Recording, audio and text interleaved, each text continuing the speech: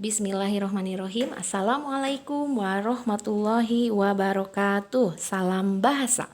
Apa kabarnya anak-anakku hari ini semuanya? Alhamdulillah, subhanallah, masya Allah, tabarakallah. Mudah-mudahan kita semua berada dalam keadaan sehat walafiat. Amin, amin, Allahumma amin.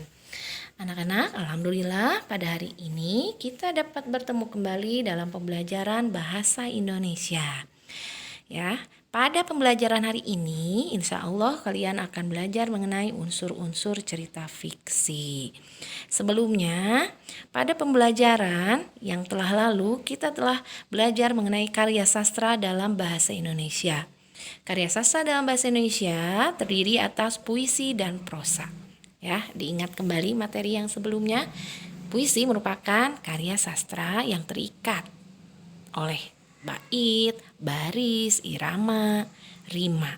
Sedangkan prosa adalah karangan yang tidak terikat atau karangan bebas ya.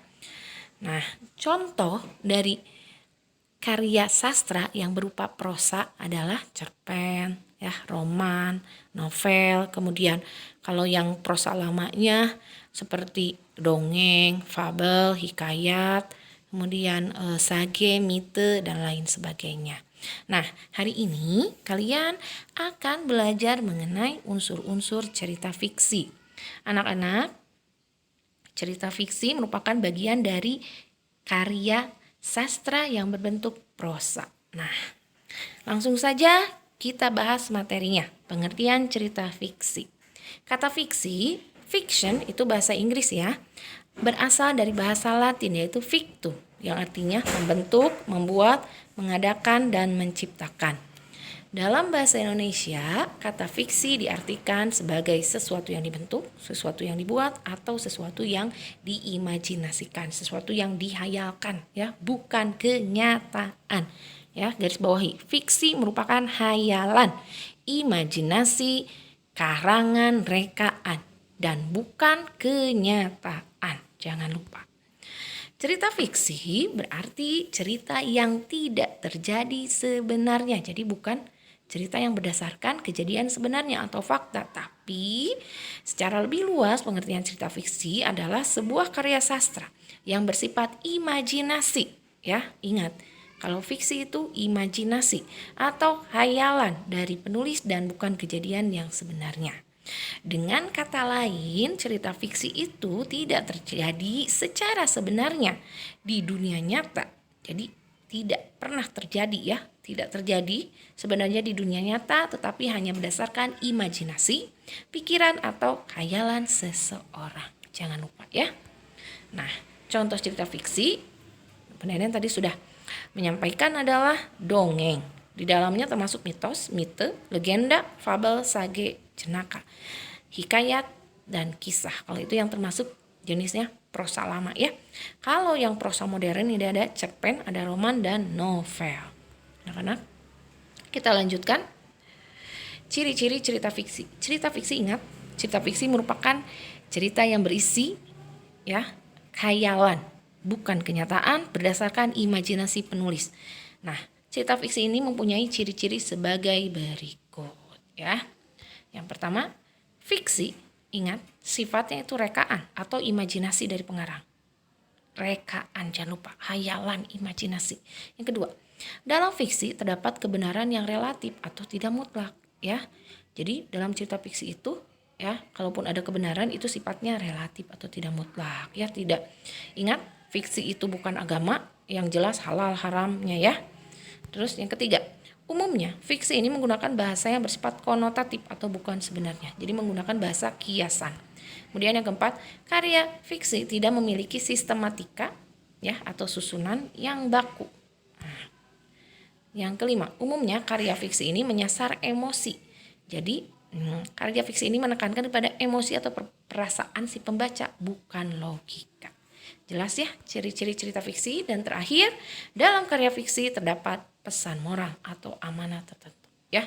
Di dalam cerita fiksi itu pasti terdapat amanat atau cerita, pesan moral yang ingin disampaikan oleh si pengarang. Nah, berikutnya, cerita fiksi ini memiliki unsur-unsur atau bagian-bagian tertentu Ya, unsur dalam cerita fiksi terbagi dua, yaitu unsur intrinsik dan unsur ekstrinsik. Jadi ada in dan ex. Intrinsik unsur dalam cerita, kalau ekstrinsik unsur di luar cerita. Nah, unsur intrinsik dalam cerita fiksi maksudnya di sini unsur intrinsik itu unsur yang terdapat ya dalam cerita. Yang pertama tema. Tema adalah gagasan atau ide dasar yang menjadi landasan suatu karya sastra yang terkandung dalam teks. Yang kedua, tokoh. Ingat, tokoh adalah pelaku dalam cerita. Yang ketiga, alur. Alur itu adalah urutan kejadian cerita atau plot ya, jalan cerita. Yang keempat, konflik. Konflik itu masalah ya, yaitu permasalahan-permasalahan yang dihadapi para tokoh dalam cerita. Yang berikutnya, yang kelima, klimaks. Klimaks adalah ujung dari konflik, puncak dari konflik, atau konflik yang telah mencapai tingkat intensitas tinggi dan hal ini tidak dapat dihindari. 6. Latar. Ingat, latar itu ada 3, tempat, waktu, dan suasana ya, yang menjadi tempat terjadinya peristiwa-peristiwa yang diceritakan. Terus amanat, jangan lupa tadi cerita fiksi mempunyai ciri, salah satunya adalah memiliki amanat. Adalah pesan moral yang disampaikan oleh pengarang melalui cerita yang ia buat. Pasti setiap cerita fiksi itu mempunyai amanat. Kemudian sudut pandang atau point of view. Nah, sudut pandang adalah cara pandang pengarang dalam menyajikan tokoh, tindakan, latar, dan berbagai peristiwa yang membentuk cerita tersebut kepada pembaca. Sudut pandang di sini dapat berupa orang pertama yang ditandai dengan kata aku. Kalau kalian ya pernah membaca cerita, mendengarkan ataupun ya cerpen, novel, roman, kalau dia memakai tokohnya aku, berarti dia sudut pandangnya orang pertama. Dan kalau dia memakai kamu, berarti dia memakai sudut pandang orang kedua. Tapi apabila dia memakai kata dia atau mereka atau menyebutkan nama, berarti dia memakai sudut pandang orang ketiga ya. Yang sekarang unsur ekstrinsik dalam cerita fiksi. Jadi unsur ekstrinsik ini unsur di luar dalam cerita fiksi ya. Biasanya ini yaitu unsur di luar cerita, namun sangat mempengaruhi jalannya sebuah cerita fiksi. Biasanya ini ada berkaitan dengan keadaan pengarang ya. Yang pertama, keadaan subjektivitas individu pengarang yang memiliki sikap ya. Jadi misalnya kalau dia percaya ya demokrasi, contoh kalau menceritakan tentang demokrasi, dia percaya dengan demokrasi merupakan ya salah satu cara untuk bisa rakyat itu mengeluarkan pendapatnya, berarti dia seorang yang demokratis ya. Terus yang berikutnya keyakinan, ini berpengaruh ya. Contohnya yang menuliskan cerpen atau novel yang tokohnya Islam, biasanya juga dia ya memiliki keyakinannya Islam. Terus pandangan hidup yang keseluruhan akan mempengaruhi karya yang ditulisnya. Kemudian psikologi, baik berupa psikologi pengarang seperti ekonomi, politik, dan sosial. Ya, unsur ekstrinsik dalam cerita fiksi itu pandangan hidup suatu bangsa. Terus berbagai karya seni dan lain sebagainya. Jadi anak-anak ya ingat, dalam cerita fiksi itu ada 2 unsur, unsur intrinsik dan unsur ekstrinsik. Tapi yang banyak nanti ditanyakan adalah unsur intrinsik ya. Dan terakhir, unsur ekstrinsik dalam cerita fiksi adalah kaidah kebahasaan teks cerita fiksi. Ya, yang tadi itu biasanya bahasanya konotasi ya. Sekarang, nah sesuai dengan yang ada di buku pena 6D, ingat kita tema 9 ya. Subtema 1, tema 9 di sini merupakan menjelajah angkasa luar. Subtema 1, keteraturan yang menakjubkan. Kalian akan di sini belajar mengenai unsur dari cerita fiksi, yaitu menentukan tokoh utama dan tokoh tambahan. Anak-anak, dalam cerita fiksi tadi salah satu unsur intrinsiknya adalah terdapat tokoh atau pelaku dalam cerita.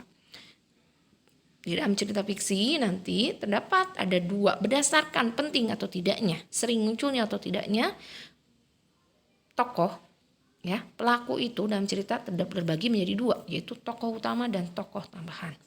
Tokoh utama merupakan tokoh yang paling sering muncul dalam teks. Tokoh utama merupakan tokoh yang menjadi pembicaraan utama dalam teks tersebut ya. Sedangkan tokoh tambahan kebalikannya merupakan tokoh yang mendukung tokoh utama atau tokoh yang peranannya hanya sebagai penunjang ya, pendukung, pembantu tokoh utama di dalam suatu teks.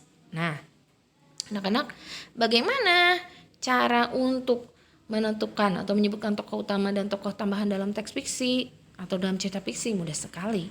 Salah satu cara untuk menentukan tokoh utama adalah dengan mengetahui seberapa sering si tokoh itu dimunculkan dalam teks. Ingat, tokoh utama adalah tokoh yang paling sering dimunculkan dalam teks. Caranya bagaimana? Yang pertama, kalian baca dulu teksnya. Cerita fiksinya dibaca dulu secara cermat. Yang kedua, kemudian kalian amati, cermati kemunculan tokoh di dalam teks. Nah, kalian boleh lihat ya, buku halaman 88 sampai 89, di sana ada teks fiksi judulnya Aku Tidak Merasakan Putarannya. Lihat di sana ya.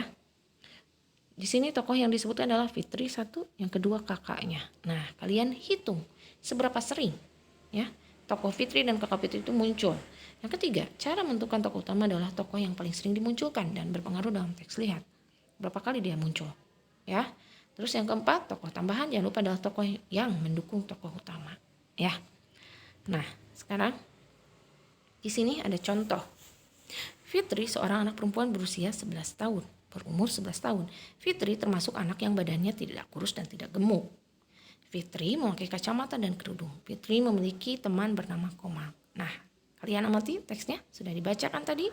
Amati seberapa sering si tokoh itu muncul. Yang pertama Fitri. Fitri kalimat satu muncul, kalimat kedua muncul, kalimat ketiga muncul, kalimat keempat muncul. Dia 4 kali. Berarti ingat, tokoh utama adalah tokoh yang paling sering dimunculkan dalam cerita atau teks. Berarti tokoh utamanya adalah Fitri karena dia 4 kali muncul. Dan cerita ini juga, paragraf ini menceritakan tentang Fitri. Tokoh pembantunya siapa? Di sini yang dimunculkan setelah Fitri tokohnya adalah Komal. Jadi tokoh pembantunya hanya Komal ya. Sudah jelas?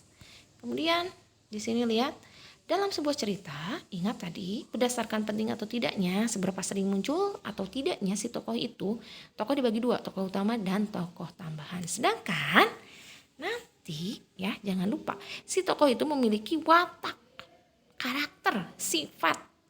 Nah, berdasarkan sifat, karakter, watak tokoh itu dibagi, kalau di sini ada 2 ya, sebenarnya dibagi 3, dibagi 4, maaf.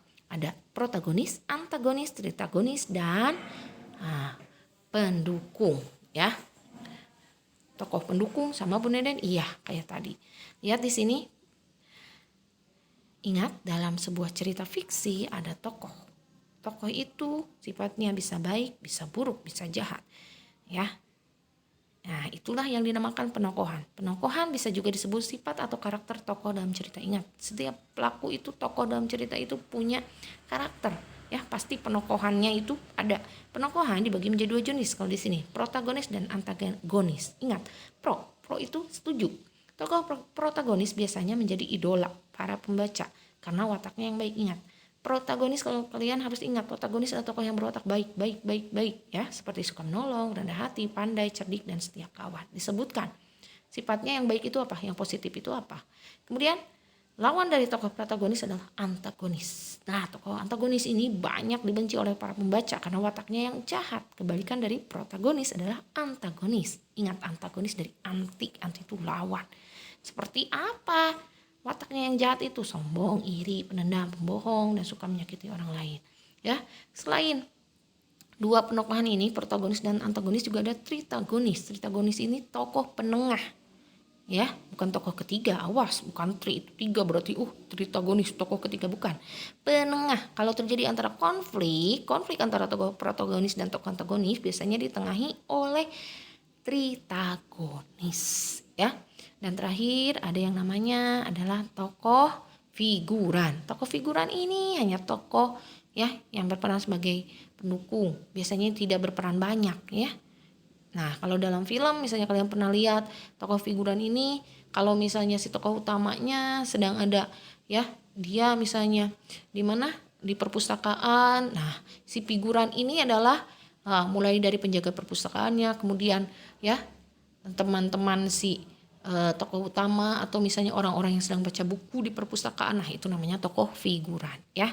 Jadi ada 4 sebenarnya. Tapi kalau di sini yang paling sering dibahas adalah hanya 2, protagonis yang berwatak baik dan antagonis yang berwatak jahat. Jangan lupa ya. Nah, sekarang Di sini Bunda Den sudah menyajikan sebuah cerita fiksi, teks fiksi yang merupakan contoh prosa lama berbentuk fabel. Ingat, fabel adalah tokoh pelaku dalam ceritanya merupakan binatang atau hewan tetapi memiliki tingkah laku, sikap, karakter seperti manusia. Lihat di sini. Judulnya adalah Kisah Semut dan Belalang. Suatu hari di musim panas yang terik dan melelahkan, seekor semut terlihat rajin bekerja mengumpulkan makanan. Ia mencari dan mengangkut bahan makanan yang ia temukan untuk dikumpulkan dan disimpan di dalam lumbungnya. Meski keringat membasahi tubuhnya, ia tetap bekerja dengan giat agar nanti saat musim dingin tiba, semut bisa memiliki persediaan makanan yang cukup untuk bertahan hidup. Melihat hal ini, belalang menegur semut dan berkata, "Hei semut, kenapa kau begitu rajin mengumpulkan makanan tanpa henti?" Kemudian semut menjawab, "Aku harus mengumpulkan banyak makanan agar saat musim dingin nanti aku tidak kelaparan." Mendengar jawaban semut, belalang pun tertawa terbahak-bahak. "Hahaha, kenapa repot sekali? Musim dingin kan masih lama." Belalang pun berlalu sambil memakan daun yang jadi makanannya. Semut tetap bekerja keras dan giat mengumpulkan makanan yang banyak. Sementara itu, sepanjang musim panas dan musim selanjutnya, belalang tetap bermalas-malasan dan tidak mengumpulkan makanan untuk musim dingin. Padahal saat musim dingin persediaan makanan akan sulit untuk dicari. Sampai akhirnya musim dingin datang dan ternyata berlangsung lebih lama dibandingkan sebelumnya. Belalang pun hampir mati karena tidak punya cadangan makanan yang cukup dan minta makanan kepada semut. Semut yang baik hati tidak tega melihat belalang yang kelaparan dan mau berbagi makanan dengannya. Nah anak-anak, dari kisah semut dan belalang ini bisa kita simpulkan yang pertama, tokohnya adalah semut dan belalang. Nah, berdasarkan penting tidaknya tokoh, sering muncul atau tidaknya tokoh dalam teks ini, tokoh utamanya adalah semut, betul. Sedangkan tokoh pendukungnya, tokoh tambahannya adalah belalang, Kemudian bagaimana tokoh semut dan belalang ini mempunyai karakter atau sifatnya? Dari penokohannya, semut merupakan tokoh yang berwatak protagonis, dia berwatak baik. Nah, tahu dari mana Bu Denden? Kan udah dibaca tadi. Yang pertama, semut ini dia rajin, tuh lihat, udah jelas tuh dari kalimat kedua, rajin bekerja. Walaupun dia musim panas banyak makanan, tapi dia rajin bekerja. Terus, bekerjanya juga giat, rajin. Kemudian dia mengingatkan belalang, katanya Terus, ketika ditertawakan, semut tetap baik, tidak sakit hati. Kemudian belalang mempunyai sifat antagonis, kurang baik. Sifatnya apa? Yang pertama, dia malas, kebalikan dari semut. Yang kedua, ketika semut bekerja, dia menanyakan, kenapa capek-capek mengumpulkan makanan, secara tidak langsung dia mengejek, menertawakan, Tapi pada akhirnya karena musim dinginnya datang, dan waktunya ternyata lebih lama, si belalang kelaparan. Tapi semut dengan baik hatinya tetap memberikan bantuan kepada belalang, semut dan belalang. Nah, kemudian latarnya di mana? Nah, ini kayaknya latar waktunya di suatu hari di musim panas yang terik dan melelahkan, kemudian musim dingin ada di akhir cerita. Itu latar waktunya. Kalau latar tempat ini sepertinya ini di hutan. Kalau nggak di hutan, di satu ladang yang ada semut dan belalang itu di ladang, atau di hutan. Nah, kemudian amanatnya apa? Yang pertama amanatnya kita harus tolong menolong, saling menolong, Yang kedua, tetap menolong teman walaupun teman kita itu pada awalnya menertawakan bahkan mengejek, tapi ketika teman berada dalam kesulitan kita tetap harus membantunya. Itu amanatnya, jangan lupa. Nah, sekarang silakan buka di pena 6D, buka halaman 101 dan 102. Di sana ada menjelaskan isi cerita berdasarkan permasalahan yang dialami para tokohnya. Silakan. Di sana ada cerita yang berjudul Mudahnya Mengetik. Ayo berlatih, halaman 101 102. Silakan baca teks cerita fiksi Mudahnya Mengetik, kemudian kerjakan soal-soalnya di halaman 102 dari mulai nomor 1 sampai nomor 10. Sudah jelas? Bu Nenden tunggu jawabannya sampai pukul 14 dan jawabannya wajib dikirimkan secara pribadi langsung ke WhatsApp Bu Nenden. Anak-anak, sekian materi yang bisa Ibu sampaikan mengenai cerita fiksi, mulai dari pengertiannya, kemudian ciri-cirinya, pengertiannya, contohnya ya, ciri-cirinya, kemudian unsur-unsur cerita fiksi. Nah, mudah-mudahan kalian bisa memahami materi mengenai cerita fiksi yang telah Bu Nenden sampaikan. Terima kasih atas perhatiannya. Mohon maaf apabila ada kesalahan. Wassalamualaikum warahmatullahi wabarakatuh.